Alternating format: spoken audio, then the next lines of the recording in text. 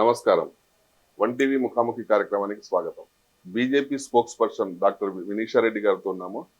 ఐవీఎల్పీ programme కు భారతదేశ ప్రతినిధిగా అమెరికాకి వెళ్తున్నారు. కార్యక్రమానికి ఎంపికయ్యారు. వారి అనుభవాల గురించి మనం తెలుసుకుందాం. నమస్కారం. అమెరికాలో నిర్వహించే ఐవీఎల్పీ కార్యక్రమానికి మహిళా సాధికారత, మహిళల నాయకత్వం, సాధికారత కార్యక్రమానికి భారతదేశ ప్రతినిధిగా కర్నూలు జిల్లా నుండి డాక్టర్ వినీషా రెడ్డి గారు ఎంపికయ్యారు. ఈ కార్యక్రమం ద్వారా మేడం భారతదేశ ఔన్నత్యాన్ని ఎలా పెంపొందిస్తారో వారి మాట్లాడి తెలుసుకుందాం. కర్నూలు నుండి భారతదేశం యొక్క ఐవీఎల్పీ ప్రతినిధిగా ఎంపిక కావడానికి మీ జీవన ప్రయాణం ఎలా సహాయపడింది? కర్నూలు జిల్లా నుంచి ఈరోజు అమెరికాకు సంబంధించిన ఐవీఎల్పీ అంటే ఇంటర్నేషనల్ విజిటర్స్ లీడర్షిప్ ప్రోగ్రామ్కి నేను ఎన్నిక అవ్వడం ఇది మొత్తం భారతదేశంలోని మహిళలకు దక్కిన గౌరవంగా భావిస్తున్నాను. ఈ ప్రయాణంలో నాకు అందరికన్నా తోడుగా నిలిచింది, ప్రోత్సాహం ఇచ్చింది Bharatiya Janata party. Bharatiya Janata party with difference అని అంటారు. ఎందుకంటే 2019లో నేను పార్టీలో జాయిన్ అయినప్పటి నుంచి అప్పుడు నేను ప్రాక్టీస్ చేసుకునే డాక్టర్ని హాస్పిటల్లో.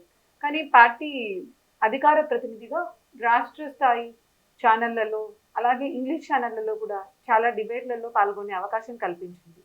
2022లో BRICS political dialogue plus summit South ఆఫ్రికాలో 2023లో జరిగిన సౌత్ ఆఫ్రికా సమ్మిట్లో భారతదేశ ప్రతినిధిగా పంపి భారతదేశ తరపున ఇండియా ఆఫ్రికన్ రిలేషన్స్ గురించి మాట్లాడే అవకాశం కల్పించింది. దాని తర్వాత కూడా ఒక పుస్తకం India before and after 2014 why Bharat needs BJP అనే పుస్తకం రచించడానికి ప్రోత్సహించి ఆ బుక్ను ఢిల్లీలో లాంచ్ చేయడానికి కూడా పార్టీ అన్ని విధాలుగా ప్రోత్సహించింది. సో పార్టీ ఒక ప్లాట్ఫామ్, ఒక వేదికపై ఇన్ని అవకాశాలు ఇచ్చింది. సో ఈరోజు ఈ గుర్తింపు కేవలం నాకు కాదు, భారతీయ జనతా పార్టీలోని ప్రతి ఒక్కరికి కష్టపడి పనిచేస్తే ఎవరు ఎటువంటి రంగాలలో వాళ్ళు ప్రోత్సహించాలో చూసి ప్రోత్సహిస్తుంది. ముఖ్యంగా మహిళలకు పెద్దపీట వేస్తుంది అనే దానికి ఇది మరొక నిదర్శనం. మేడం, మీరు బీజేపీ ప్రవక్తగా ఎలా ఎదిగారు? ఈ పాత్రలో ఎదుర్కొన్న సవాళ్లు మరియు విజయాలు ఏంటి? భారతీయ జనతా పార్టీలో నేను 2019లో జాయిన్ అవ్వడం జరిగింది.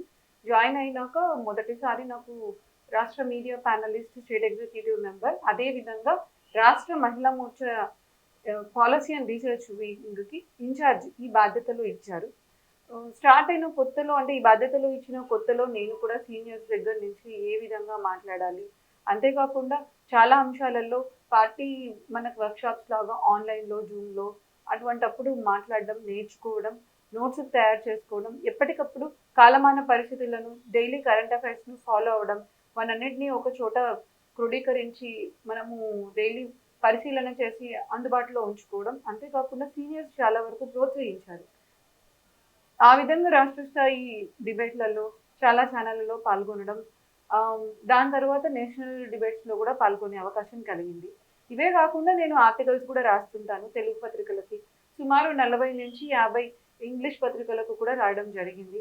సో ఇవన్నీ కూడా ఇలా రాస్తూ ఉండడం వల్ల, మరి పార్టీలో పెద్దలతో మాట్లాడడము, వీటి గురించి రిపీటెడ్గా వర్క్షాప్ జరగడము, వీటన్నిటి వల్ల పార్టీ ప్రోత్సాహం ఇవ్వడం వల్ల ఈ స్పోక్స్ పర్సన్ అనే పదవికి ఈ విధంగా నేను బాధ్యతలు నిర్వహించాను. రాజకీయాల్లో మహిళల పాత్రను ప్రోత్సహించడంలో బీజేపీ ఎలా సహాయపడిందంటారు? ఈ అనుభవం మీకు ఐవీఎల్పీకు ఎలా సిద్ధం చేసిందంటారు?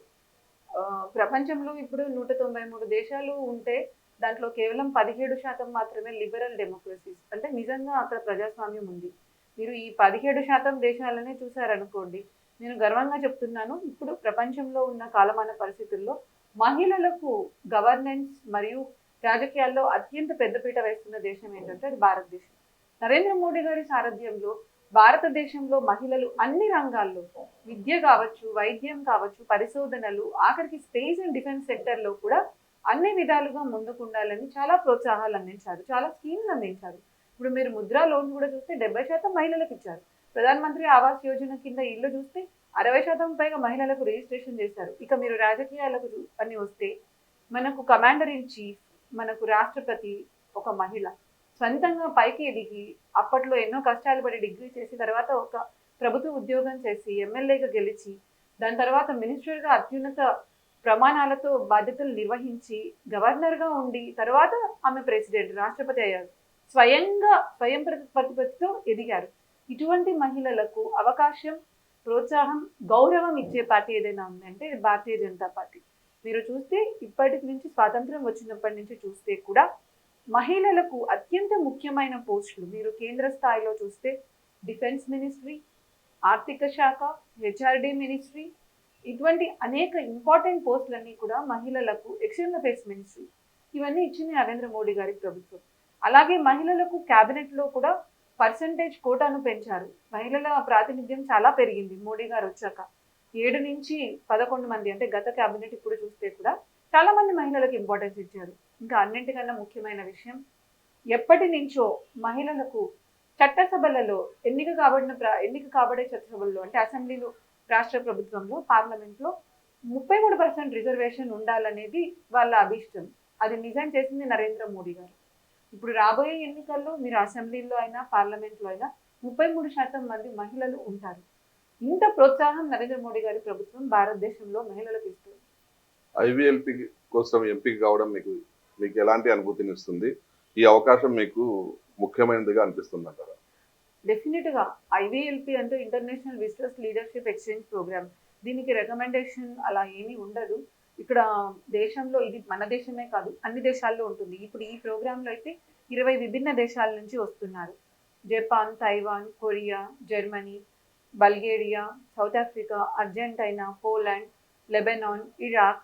సో ఇది నామినేషన్.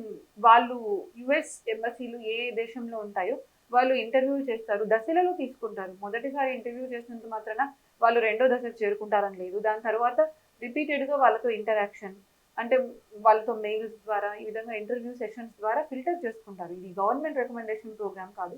ఎవరైనా ఈ ప్రోగ్రామ్కి సెలెక్ట్ అయ్యారంటే ఖచ్చితంగా అది వాళ్ళకు ఎంతో ప్రతిష్టాత్మకమైనది. అండ్ ఈ ప్రోగ్రామ్ నాకు లాస్ట్ ఇయర్ ఇంటర్వ్యూ జరిగింది, ఇప్పుడు కన్ఫర్మేషన్ వచ్చింది. మన జర్నలిస్ట్లను చాలా ఎక్కువగా తీసుకెళ్తుంటారు. రాజకీయ నాయకులు ప్రతిసారి అని మనం చెప్పలేము, బట్ తీసుకెళ్తుంటారు.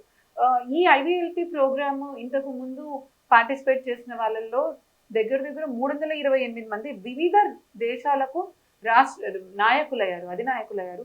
మనం ఇండియా నుంచి చూస్తే అటల్ బిహారీ వాజ్పేయి గారు 1960లో వెళ్ళారు, ఇందిరాగాంధీ గారు 1961లో వెళ్ళారు, మొరార్జీ దేశాయ్ గారు వెళ్ళారు, నరేంద్ర మోడీ గారు 1993లో వెళ్ళారు.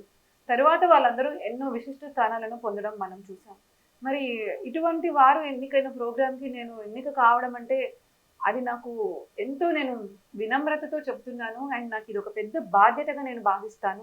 భారతదేశపు విలువలను, భారతదేశంలో మహిళలకు ఇప్పుడు ఎంత ప్రోత్సాహం వస్తుంది, అదేవిధంగా అమెరికాలో వాళ్ళు ఎలా అనుసరిస్తున్నారు వాళ్ళ చట్టసభలు, వాళ్ళ పార్లమెంట్ సిస్టమ్, అక్కడ వాళ్ళ సివిక్ సొసైటీస్, వాళ్ళ కాంగ్రెస్ మెన్ అంటే ఎన్నిక కాబడిన ప్రతినిధులు, వాళ్ళతో ఇంటరాక్ట్ అవడమే కాకుండా మిగతా దేశస్తుల్లో కూడా వాళ్ళ కాలగమన పరిస్థితులు ఎలా ఉన్నాయి రాజకీయాల్లో, సమాజంలో అనేది తెలుసుకోవడానికి ఇది డెఫినెట్గా ఒక మంచి అవకాశం. అంటే వాటిని అక్కడ అనుగుణం చేసుకొని మీరు ఇక్కడ ఇంప్లిమెంట్ చేయడానికి ప్రయత్నిస్తారా? అంటే చర్చించడానికి, నేర్పించడానికి ఏమన్నా ప్రయత్నిస్తారా? ఎప్పుడైనా మనం జీవితంలో ఎక్కడ ఒక చోట ఏదో ఒకటి నేర్చుకుంటూ ఉండాలి. మంచి చెడు ఉన్నప్పుడు ఎక్కడైనా సరే ఒక చోట మంచి ఉంది అంటే దాన్ని నేర్చుకోవడంలో తప్పు లేదు. ఇప్పుడు నేను 20 మంది దేశ ప్రతినిధులతో మాట్లాడినప్పుడు వాళ్ళ దేశంలో ఎలా ఉన్నాయి, వాళ్ళ దేశంలో రాజకీయ రంగం ఎలా ఉంది, సామాజిక రంగం ఎలా ఉంది అవగాహన వస్తుంది.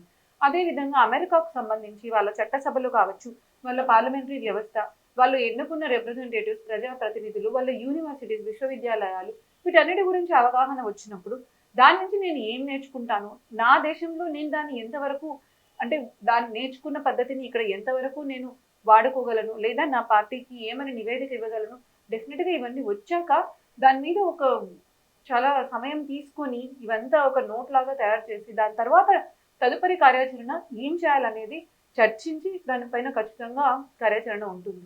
ఈ సంవత్సరం ఐవీఎల్పీ థీమ్ లో మహిళల రాజకీయాలు మరియు సివిల్ సొసైటీలో, ఈ థీమ్ లో మీరు ఏ అంశాలను అన్వేషించాలని ఆశిస్తున్నారు?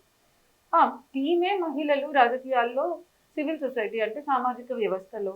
సో నేను ఇంతకు ముందు చెప్పినట్లు భారతదేశంలో ఎలా ఉన్నామనే కాకుండా మిగతా దేశాలలో ఎలా ఉంది, అదేవిధంగా అమెరికన్ సొసైటీలో, అక్కడ విశ్వవిద్యాలయాల్లో, అక్కడ చట్టసభల్లో, ఒక న్యాయ వ్యవస్థలో, అక్కడ ఎన్జిఓస్లో మహిళల పాత్ర ఎలా ఉంది అనేది తెలుసుకోవడానికి ఇది ఖచ్చితంగా దోహదపడుతుంది. ఇటువంటి ప్రోగ్రామ్స్కి వెళ్ళినప్పుడు మనకు వాళ్ళ పరిస్థితులు అర్థమవుతాయి, మనం కంపేర్ చేసుకోగలము, మన దగ్గర ఎటువంటి అడ్వాంటేజెస్ ఉన్నాయి, వాళ్ళ దగ్గర ఎటువంటి అడ్వాంటేజెస్ ఉన్నాయనేది కూడా అర్థమవుతుంది. ఇది లెర్నింగ్ ఎక్స్పీరియన్స్, అంటే జీవితంలో నేర్చుకుంటూ ఉంటాము. ఇది ఈ విధంగా నేర్చుకునే మన ప్రయాణంలో ఇది ఇంకొక పాఠం. అంటే అదే మీరు చెప్పారు, ఇది అందులో నుంచే క్వశ్చన్ ఇది. జపాన్, జర్మనీ, దక్షిణాఫ్రికా లాంటి 20 దేశాల ప్రతినిధులతో, నాయకులతో కలిసి పనిచేయడం గురించి మీ అంచనాలు ఏమిటంటారు? వాళ్ళందరూ కూడా ఐవీఎల్పీ ప్రోగ్రామ్కి ఎన్నికయ్యారు అంటే వాళ్ళను ఐవీఎల్పీ వాళ్ళు చాలా వెయిటింగ్, అంటే చాలా రీసెర్చ్ చేసి తీసుకొని ఉంటారు. మిగతా దేశాలతో కూడా సత్సంబంధాలు ఉండాలని కోరుకుంటాము. ప్లస్ వాళ్ళ దేశం నుంచి వాళ్ళ దేశం గురించి నాకు అవగాహన వస్తుంది. వెళ్ళి వచ్చినాక నాకు ఇంకా బెటర్ మీకు నేను చెప్పగలను. వెళ్ళక ముందే వాళ్ళు ఎవరు అనేది నాకు కరెక్ట్గా ఐడియా ఉండదు కదా. వెళ్ళి వచ్చినాక ఎస్ దాని గురించి డిస్కషన్ ఫర్దర్గా ఏం జరిగింది అనేది చెప్పడానికి ఇంకా బెటర్గా ఉంటుంది. భారతదేశంలో రాజకీయాలు, సివిల్ సొసైటీలో మహిళలు ఎదుర్కొనే ప్రధాన సవాళ్లు ఏమిటని మీరు భావిస్తారు? వాటిని ఎలా అధిగమించవచ్చని మీరు అంటారు? భారతదేశంలో ఎన్నో సంస్కరణలు తెచ్చారు. మోడీ గారి ప్రభుత్వం వచ్చాక మహిళల ప్రాతినిధ్యం చాలా ఎక్కువగానే పెరిగింది. బట్ ఇప్పటికీ కూడా మహిళల ప్రాతినిధ్యం ఇంకా తక్కువే చెప్పాలంటే. మనకి ఇప్పుడు కూడా 15%కి మించి లేదు. అసెంబ్లీలో అయితే 11%కి మించి లేదు. 19% కంబైన్డ్ రాజ్యసభ, లోక్సభ తీసుకుంటే కూడా. అంటే ఇది కేవలం రాజకీయ పార్టీలను మనం అనాల్సిన అవసరం లేదు. సమాజం కూడా ప్రశ్నించుకోవాలి. అంటే మహిళ బయటికి రావడానికి ఇప్పుడు ఉద్యోగం చేస్తామంటే ఇప్పటికీ కూడా అవసరం లేదు. మహిళ ఇంట్లో ఉండాలి. మహిళ ఏం ధరించాలి, ఏ సమయంలో బయటికి వెళ్ళాలి, ఏ విధంగా ఉండాలి అనేది కూడా సమాజం నిర్ణయిస్తుంది. సో సమాజం కూడా తెలుసుకోవాలి. ఒక మహిళ ఎన్నో పనులు చక్కబెట్టగలదు, ఉద్యోగం చేయగలదు, పిల్లల్ని పెంచగలదు, ఇల్లు చూసుకోగలదు. మల్టీ టాస్కింగ్ అనేది మహిళలకు స్వతహాగా వస్తుంది. సో రాజకీయాల్లోకి మహిళలు రావాలంటే 33% రిజర్వేషన్ కోట సహాయం చేస్తుంది కాదనము. కానీ సమాజంలో ఉండే ప్రతి ఒక్కరూ కూడా, అది తల్లి కావచ్చు, చెల్లి కావచ్చు, భార్య కావచ్చు, మహిళను ముందు పెట్టాలి. అంటే అది కుటుంబంలో నుంచే మొదలవ్వాలి. ఎంతసేపటికి మగవాళ్ళు నేనే ఉండాలి, నా తర్వాత నా కొడుకు లేకపోతే నా తమ్ముడు అనుకోకుండా నా కూతురు, నా చెల్లెలు, అంటే అటువంటి ఇంట్రెస్ట్ ఉన్న వాళ్ళకి అంటే ఎంకరేజ్మెంట్ ఇవ్వాల్సిన బాధ్యత సమాజం మీద ఉంది, కుటుంబం మీద ఉంది. కేవలం రాజకీయ పార్టీలను అనాల్సిన అవసరం లేదు. బయటకు వచ్చి ఉద్యోగాలు చేస్తుంటేనే కొన్నిసార్లు పూర్తి ప్రోత్సాహం ఇవ్వరు. అటువంటిది రాజకీయాల్లోకి మహిళలు వెళ్తామంటే నీకెందుకమ్మా ఈ రంగం అని డెఫినెట్గా అంటారు. నేను ఈ స్టార్టింగ్ ఫీల్డ్లో ఉన్నప్పుడు కూడా మా ఇంట్లో వాళ్ళు దేవుని దయతో, అదృష్టంతో నాకు అలా చెప్పలేదు. కానీ బయట కామన్గా అన్నారు, నీకెందుకు డాక్టర్, మంచి ప్రాక్టీస్ ఉంది, ఎందుకు అని మాట్లాడతారు. అంతేగాని ఒక మంచి మహిళ చేతిలో ఉంటే ఇప్పుడు ఇంట్లో ఎటువంటి సమస్యలు వచ్చినా, ఒక ఫైనాన్స్ చూడండి ఎంత చక్కగా ఇంత డబ్బులతో మేనేజ్ చేస్తారు మహిళలు. ఎన్ని కష్టాలు వచ్చినా సరే వాళ్ళు వాటిని అన్నిటినీ సర్దుకొని పోతుంటారు. మహిళలను రాజకీయ నాయకులుగా చూడాలనే భావన సమాజంలో కూడా రావాలి. మార్పు వస్తుంది. బట్ ఈ 33% రిజర్వేషన్ అనేది ఏదైతే వస్తుందో దానివల్ల చాలా డిఫరెన్స్ వస్తుందండి. ఎందుకంటే మీరు 33% మహిళలే ఉండాలన్నప్పుడు ఇంట్లో వాళ్ళే ఎంకరేజ్ చేస్తారు. మహిళల సాధికారతను ప్రోత్సహించడంలో మీరు ఇప్పటి వరకు చేసిన కృషి ఏంటి? దాని గురించి కొద్దిగా చెప్పండి. ఐవీఎల్పీ నుండి నేర్చుకున్నవి ఈ కృషిని ఎలా మెరుగుపరుస్తాయని మీరు ఆశిస్తున్నారు? ఈ మహిళా సాధికారత అంటే ఇప్పుడు మేము హాస్పిటల్ పెట్టినప్పటి నుంచి కూడా కొన్ని క్యాంప్స్ కండక్ట్ చేయడం, మహిళలకు హిమోగ్లోబిన్ ఎంత తక్కువ ఉంది, మెడికల్ క్యాంప్స్ కండక్ట్ చేసి వాళ్ళకి సంబంధించిన ఆరోగ్య సమస్యలకు ఉచితంగా మందులు ఇవ్వడం చేస్తాము. అదేవిధంగా కొంతమంది మహిళలకు స్వయం వాళ్ళ కాళ్ళ మీద వాళ్ళు నిలబడడానికి కుటుంబ మిషన్లు, లేకపోతే ఇంట్లో వాళ్ళు ఇబ్బంది పడుతుంటే గ్యాస్ స్టవ్లు ఇట్లాంటివి కూడా ఇచ్చాము కొంతమంది అనాథ పిల్లలకు. బట్ ఇది కొంతవరకే చేయగలం. ఒక వ్యక్తిగా ఉన్నప్పుడు మన చేతిలో మన పరిధిలో ఎంత ఉందో అంతవరకే చేయగలం. కానీ మనము పూర్తి సహకారం లేదా పూర్తి మహిళలకు ఎంపవర్మెంట్ చేయాలంటే అది రాజకీయ నాయకుల ద్వారా అధికారంలో ఉన్నప్పుడే జరుగుతుంది. అది నరేంద్ర మోడీ గారి ప్రభుత్వం చేస్తుంది. నేను ఇందాక చెప్పినట్లు మీకు. అండ్ ఐవీఎల్పీ నుంచి నేను ఏం నేర్చుకున్నాను, దాన్ని ఇక్కడికి ఎట్లా అన్వయించుకోగలను అనేది నేను ఒకసారి ప్రోగ్రామ్కి వెళ్ళి వచ్చినాక అనాలిసిస్ చేసుకుంటే బాగుంటుంది. ఆగస్టు 9 నుండి 30 వరకు జరిగే ఐవీఎల్పీ కార్యక్రమంలో మీరు ఏ నగరాలను సందర్శించనున్నారు? మరియు ఈ సందర్శన నుండి మీరు ఏం ఆశిస్తున్నారు? అక్కడ ఫస్ట్ వాషింగ్టన్ డీసీ ఉంది, తర్వాత బోస్టన్, తర్వాత న్యూ హ్యాంప్షైర్, తర్వాత south Carolina and last salt lake city, Utah ఉంది. అక్కడ వాళ్ళు ఇచ్చిన షెడ్యూల్ ప్రకారం మేము అక్కడ చట్టసభలలో ప్రతినిధులను, అంటే ఇక్కడ ఎంపీస్ అంటారు, అక్కడ కాంగ్రెస్ ఉమెన్ అంటారు, మహిళా నాయకులను కలుస్తాము. వాళ్ళతో అవగాహన చేసుకుంటాము యుఎస్ పార్లమెంట్ సిస్టమ్ ఎలా పనిచేస్తుంది అనేది. అదేవిధంగా ఇంపార్టెంట్ యూనివర్సిటీస్ విశ్వవిద్యాలయాల సందర్శన కూడా జరుగుతుంది. అదేవిధంగా వాళ్ళ లా సిస్టమ్ న్యాయ వ్యవస్థ ఎలా పనిచేస్తుంది, అక్కడ కొంతమంది న్యాయ నిపుణులతో వాళ్ళతో కూడా చర్చలు జరుగుతుంది. ఇంటలెక్చువల్స్ థింక్ ట్యాంక్స్ అక్కడ ఎవరైతే ఉంటారో మేధావి వర్గం వాళ్ళతో చర్చలు జరుగుతాయి. సో ఇటువంటివన్నీ ఒక కన్సైజ్ ప్రోగ్రామ్ ఉంది. కొన్ని చోట్ల గవర్నర్ అంటే సౌత్ కేరళలో మేయర్తో ఇటువంటి వారితో కూడా ఇంటరాక్షన్ ఉంది. బట్ దీని గురించి నేను డీటెయిల్డ్గా I think we can speak once I come back. అంటే అక్కడి నుంచి వచ్చినాక మాట్లాడుకోవడం బాగుంటుంది. Okay madam. అమెరికా యొక్క రాజకీయ మరియు సామాజిక వ్యవస్థల గురించి మీరు ఏం నేర్చుకోవాలని ఆశిస్తున్నారు? మరి ఈ జ్ఞానాన్ని భారతదేశంలో ఎలా అన్వయించాలని ప్లాన్ చేస్తున్నారు? అమెరికాలో ఈ రాజకీయ నేపథ్యము సామాజిక నేపథ్యం ఎలా ఉందని తెలుసుకోవడానికి ఈ ప్రోగ్రామ్ యొక్క ముఖ్య ఉద్దేశం. మనం ఎంతసేపు ఉన్నా ఇక్కడ పేపర్స్ ద్వారానో లేకపోతే మనం అంటే ఏమైనా బుక్స్ చదవడం ద్వారా తెలుసుకుంటాం. అలా కాదు, మీరు మా దేశానికి వచ్చి ఒకసారి పర్సనల్గా చూడండి. మీరు ఇక్కడ మా రాజకీయ స్థితిగతులు ఎట్లున్నాయి, సామాజిక స్థితిగతులు ఎట్లున్నాయని వాళ్ళు పిలిచారు. సో నేను వెళ్ళొచ్చినాక వీటి గురించి కమెంట్ చేయడం బాగుంటుంది. మేడం, ఈ కార్యక్రమంలో సివిక్ ఎంగేజ్మెంట్ అనేది ఒక ముఖ్యమైన అంశం. భారతదేశం సివిక్ ఎంగేజ్మెంట్ ను బలోపేతం చేయడానికి మీరు ఏ విధానాలను అవలంబించాలని ఆలోచిస్తున్నారు?